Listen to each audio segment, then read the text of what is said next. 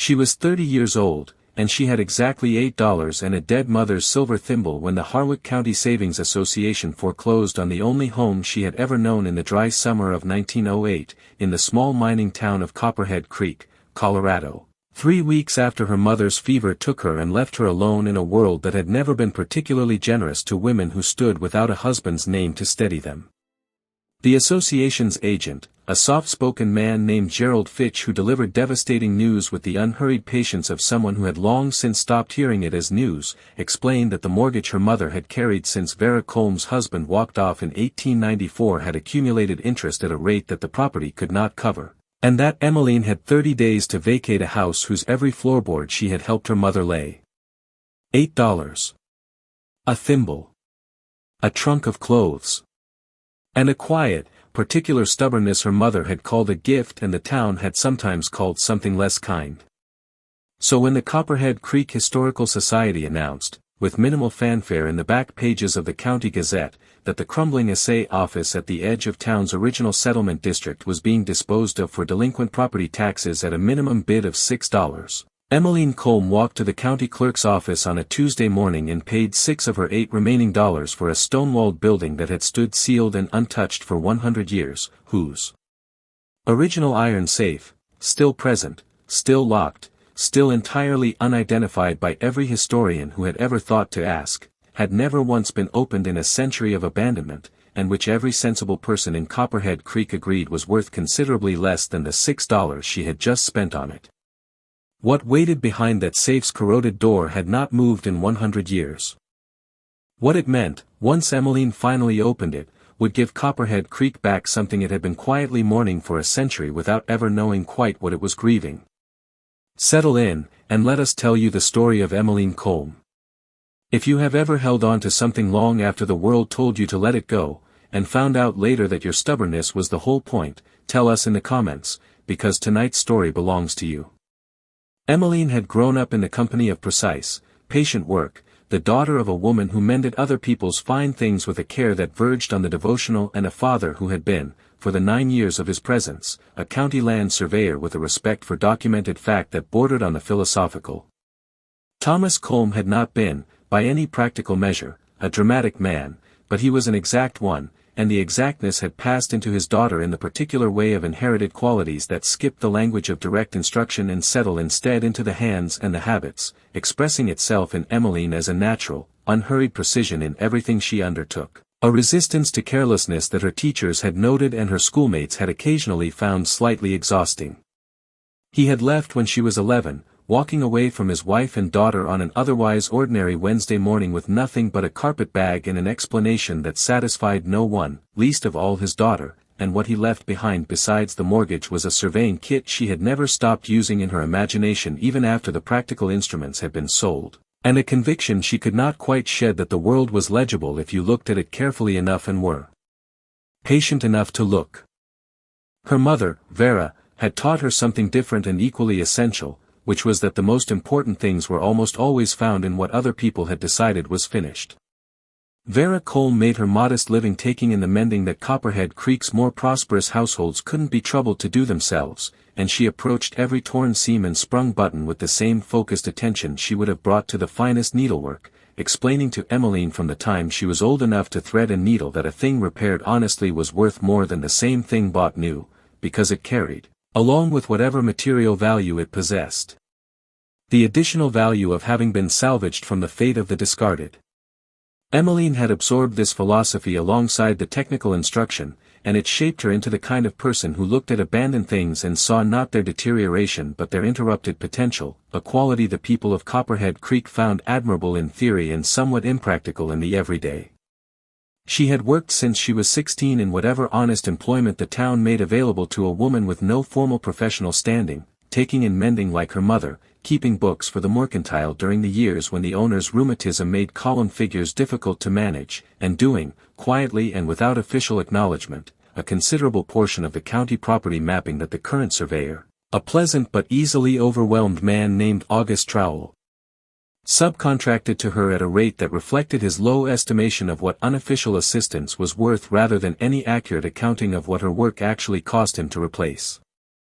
It was the mending work, more than anything else, that bound Emmeline to her mother's side through the long years of Vera's gradual decline, a decline so unhurried in its approach that neither of them recognized it as a decline until it was already nearly complete, the slow diminishment of a woman whose body had decided, without consulting her considerable will, that it had done enough of the world's work and intended to begin reducing its involvement.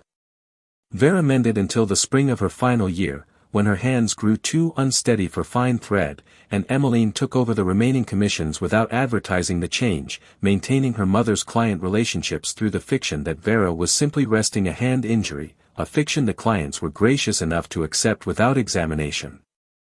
They had sat together through that last spring in the house on Millbrook Street, Emmeline stitching while her mother talked, and Vera had told her, in those unhurried evening hours, everything she thought her daughter still needed to know, which turned out to be less practical instruction than Emmeline had expected and more the particular, careful wisdom of a woman who had spent 30 years watching the world take things from her and had developed, across those years, a settled philosophy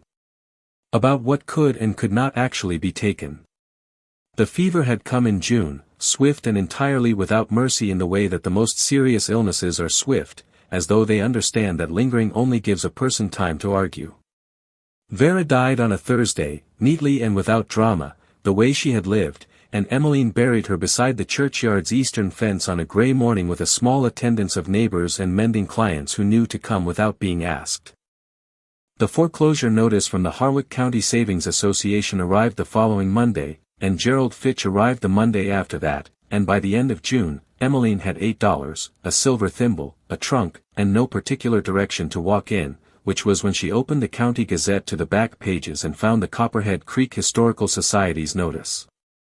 The Assay office stood at the far end of what the town's older residents still called Founders Row, a stretch of the original settlement's main thoroughfare that had been bypassed entirely by Copperhead Creek's subsequent growth and now existed as a kind of accidental museum of the town's earliest decade, its remaining structures ranging from picturesque deterioration to outright ruin.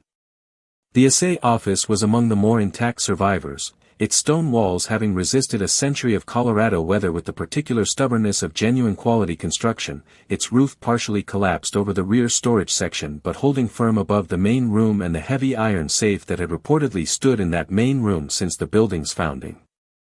No one in Copperhead Creek's living memory could say with certainty when the office had last been used or exactly why it had been sealed rather than simply abandoned in the ordinary way, the Historical Society's notes describing only a general period of closure in the town's early years associated with what the records called a period of disputed claim management, a phrase vague enough to mean almost anything and specific enough to suggest that whatever it meant, someone had once preferred not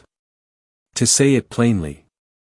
Emmeline stood in front of the building the morning after she paid for it, in the thin early light, and felt the same feeling she had always felt standing in front of things that had been given up on prematurely, a feeling she could not have named precisely but that sat somewhere between recognition and obligation, the sense that she had been positioned here by circumstances whose logic she did not yet fully understand but which she trusted, in some deep and inarticulate way, was not arbitrary. The door, when she finally worked the corroded latch free with a prying bar borrowed from the hardware store, moved inward with the particular reluctance of something that has not been asked to move in a very long time, and the air that came out was exactly the air of a sealed room kept from a century's weather, cold and still and faintly mineral, carrying the ghost of old stone dust and the residue of whatever human activity had last animated the space and then departed and left its faint chemical signature behind to age alone in the dark. The main room was smaller than she had imagined, perhaps 20 feet by 15, its stone walls intact and its plank floor warped but still continuous, a long worktable running along the west wall with the remnants of Assay equipment still arranged on its surface, small crucibles and an old balance scale and the rusted stubs of tools whose specific functions she could not immediately identify but whose care of arrangement told her, immediately, that whoever had last used this room had left it in order rather than in haste.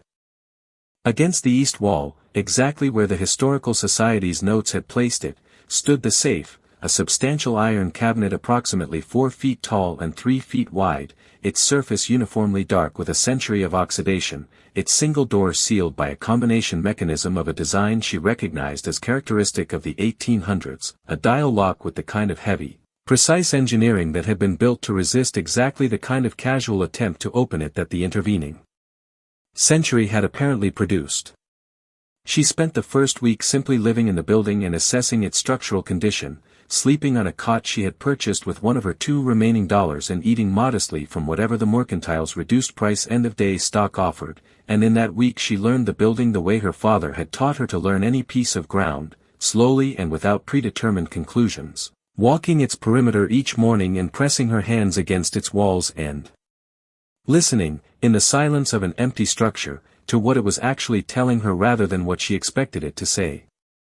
The safe she examined each evening by lamplight, running her fingers across its dial and its hinges and the seam of its door, making notes in the small journal she carried everywhere about the mechanism's apparent design and the specific pattern of its oxidation, understanding that opening it would require either the combination itself or a sufficient understanding of how the mechanism had been built to work around the combination's absence. She found the clue she needed not in the safe but in the work table, specifically in a narrow drawer on the table's underside that she discovered on her 5th evening when she shifted the table to examine the wall behind it and heard, from within, the small, distinct sound of something sliding.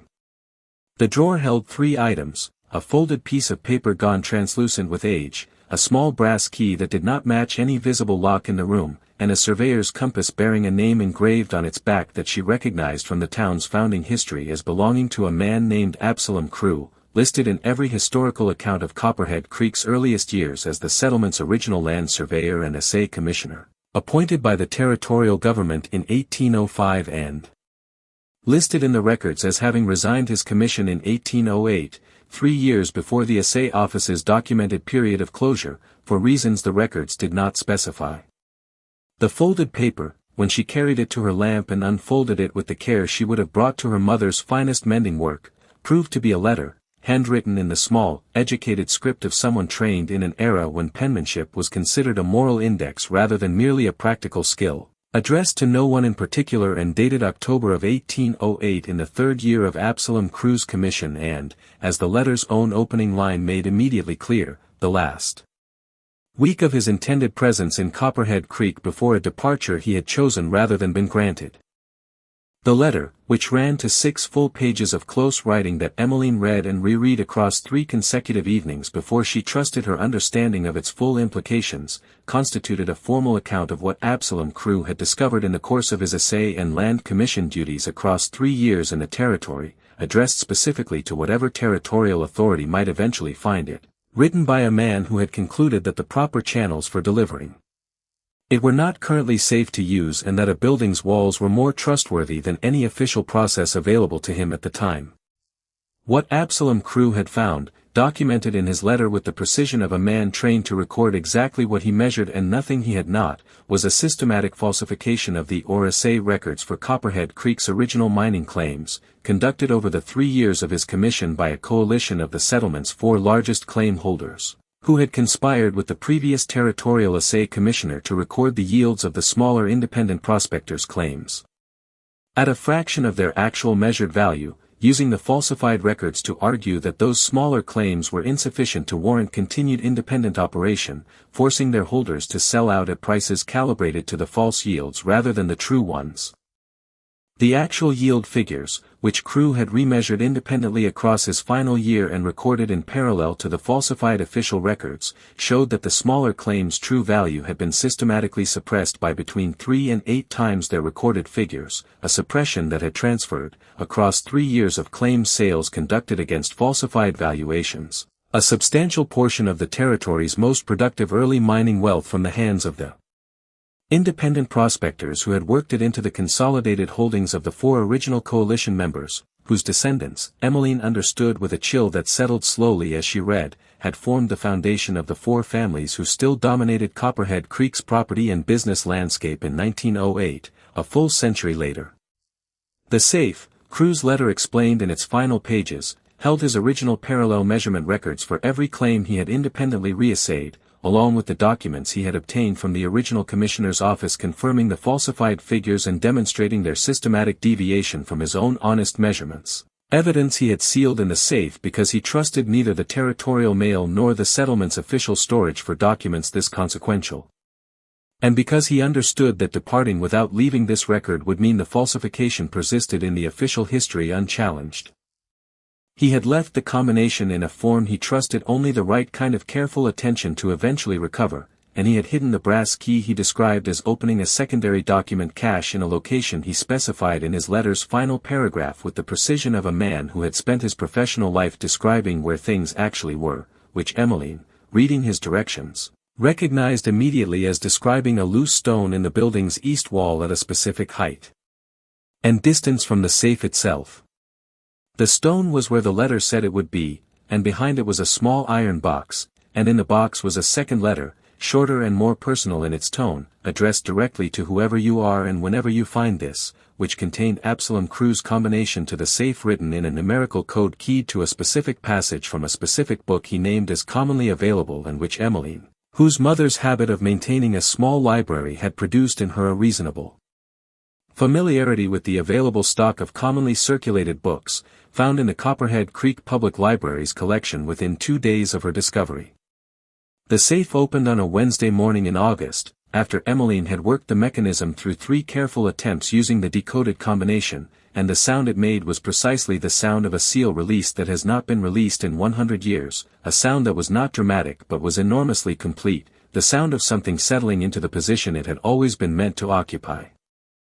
The documents inside were intact, preserved by the safe's tight construction against the century's moisture and temperature variation, organized with the same care Emmeline had observed in the worktable's arrangement, Crew's parallel measurement records bound separately from the commissioner's falsified official records, each set clearly labeled in his small precise hand with dates and claim locations and the names of the prospectors whose yields he had documented honestly on one side and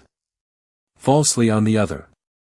She sat with those documents on the floor of the Assay office for the better part of that Wednesday, reading through them with the same patient attention she had brought to everything that mattered in her life, understanding gradually and then entirely what she was holding, and understanding with equal clarity what the holding of it meant for the 4 families whose standing in Copperhead Creek rested, at its foundation, on the discrepancy between Crew's honest figures and the false ones their ancestors had arranged. Cornelius Waite was the 3rd and most prominent of those families' current heads, a man of 60 whose family's property holdings constituted, at a conservative estimate, the largest single private landholding in the county, and it was Waite who called at the Assay office 3 days after Emmeline's discovery became known to the town's inner circle, which it had become through the same small-town information channels that carry most significant news in places where everyone knows which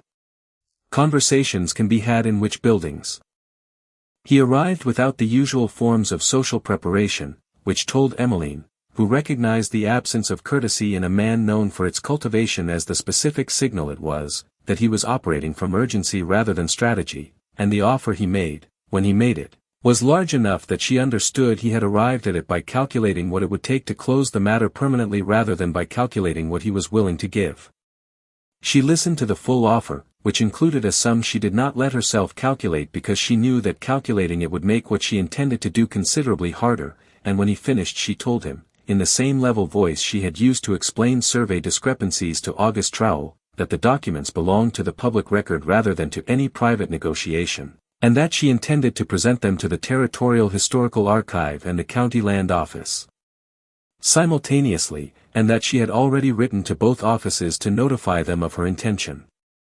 Waite left without accepting this answer, which meant he left without having changed anything, and Emmeline understood, watching him go, that the days immediately following would require the same kind of patient, methodical preparation she had brought to every piece of work that had mattered. The pressure came in the forms she expected, a sudden difficulty with her water access at the Assay office building, a withdrawal of the mercantile's willingness to extend even the modest credit she had been using for provisions, a visit from Gerald Fitch in his capacity as the Savings Association's agent suggesting that a question about the clarity of the original tax sale might require further review. She had been prepared for pressure by a childhood spent watching her mother navigate the particular variety that accumulates against a woman without a husband's protection in a small town, and she responded to each instance with the same quiet, documented precision, writing down dates and names and specific statements in the journal she had carried from the beginning, understanding that a documented record was the specific kind of resource that made informal pressure expensive rather than free. The Territorial Archive responded within 3 weeks, sending a representative named Harriet Mullen whose evident competence and total indifference to Copperhead Creek's internal politics made Emmeline, meeting her at the stage line, feel for the first time since June that she was not operating entirely alone. Harriet Mullen had been an archivist for 20 years and had handled documents of consequence in half a dozen territorial disputes, and she examined Absalom Crew's materials with the focused attention of someone who understood their significance and the practical focus of someone who intended to act on it, spending 4 days in the Assay office before telling Emmeline, over a simple supper in the building's main room, that what she had found constituted the most complete documentation of systematic early period land fraud she had encountered in her professional experience, and that the Territorial Archive's formal authentication process would proceed immediately. The County Land Office's response was slower but ultimately more consequential, requiring 6 months of process and a formal hearing before the Territorial Commissioner at which Emmeline presented Crew's documents alongside her own survey work confirming that the claim boundaries currently registered to the 4 families' holdings corresponded, in their original staking, to the falsified low-yield claims rather than the honest measurement lines, evidence that the Commissioner, faced with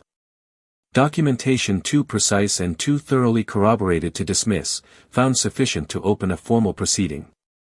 The proceeding took another 8 months, and its outcome was not a simple reversal of anything so deeply embedded in a century of accumulated title and inheritance, but it was a genuine reckoning, the 4 families required to fund a community trust whose value was calculated against the documented difference between the honest and falsified claim yields across the original 3 years of Crew's commission, a sum that represented, once properly calculated, a considerable and permanent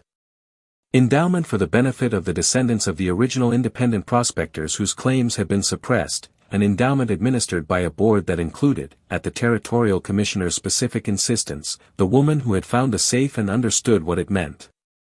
Emmeline used the building itself for what it had originally been built for, reopening it as a working assay office under the Territorial Historical Society's auspices, the only such historically certified office in the county and a genuine working institution rather than a museum, serving the valley's small and independent mining operations with the honest measurement and documentation Absalom Crew had tried to establish a century before his own time ran out. She kept his documents in a glass case on the wall above the original work table, alongside the journal she had kept from the day she moved in, not as monuments to herself but as a plain statement of what 100 years of careful preservation and 1 season of patient attention had managed to accomplish together. We come back, at the end of every story, to the beginning, because the beginning is where the true shape of a thing is first visible, before the work of understanding it has had a chance to complicate the view. Emmeline Colm had stood outside a sealed stone building in the Colorado summer with $8 total and 6 of them already spent, and what she had brought to that building was not money and not legal standing and not any form of the ordinary resources that tend to figure in stories about people who right old wrongs, but simply the same thing her mother had brought to every torn seam and her father had brought to every piece of ground he measured honestly, which was the stubborn, patient belief that a thing incompletely understood was not the same as a thing finished, and that the world's consensus about what was worth looking at was not always the same as the truth about what was worth looking at, and that the difference between those two things was exactly where the important work so often waited. She had not known, paying $6 for a sealed stone building, that a 100-year-old safe held the specific evidence that would return to Copperhead Creek something it had never known was missing because it had never known it had been taken. She had known only that the building had not finished being useful and that someone who paid attention to unfinished things had an obligation to find out what remained undone. That was the whole of what she had brought with her. That was, as it turned out, exactly enough. Emmeline Colm, who had once stood in Copperhead Creek with $8 and a silver thimble and a stubbornness her mother had called a gift, became within 2 years the most trusted assessor of value in the county, not because fortune had decided to favor her, but because she had refused to let a foreclosure notice, a sealed door, or a century of other people's certainty about what was worth opening keep her from finding out what had been waiting inside. She kept her mother's thimble on the work table of the reopened Assay office, not as a sentimental gesture but as an accurate reminder that the most important inheritance she had received was not documented in any official record and could not have been seized by any savings association, and that some forms of value were not assayable by any instrument except the patient and unhurried attention she had been taught to bring to everything she touched. Thank you for spending this time with us tonight and with Emmeline and with the safe that waited 100 years for someone to understand what it was actually holding. If this story moved you, we would be grateful if you shared it with someone who needs to be reminded that the things the world has sealed and set aside are not always finished. And we would love to know, what is something in your own life that you held on to past the point where everyone around you had let go, and what did it turn out to mean once you finally understood why you'd kept it? Tell us in the comments below. We read every single one. Until next time, stay close.